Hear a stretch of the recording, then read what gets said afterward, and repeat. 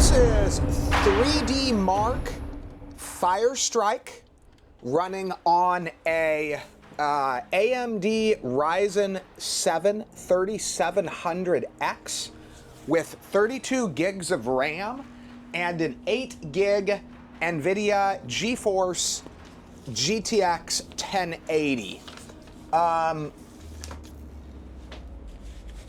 So I haven't done this in a while. Several of my builds I haven't done the 3D Mark runs.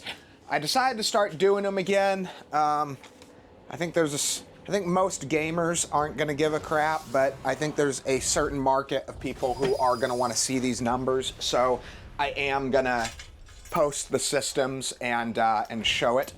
I do run 3D Mark Firestrike though, rather than the other variants of 3D Mark, something newer like say Time Spy, because I sell and test hardware as old as towards when this was newer, and then as new as stuff that you buy today, you know, like a build with a 3080 in it or something. So I like to have the equal comparison. I can't actually compare the systems if I don't run them all on the same benchmark. So, but anyway, I'll let it run for a bit, and we'll get to the score at the end, and I might say a little more, and then we'll be done.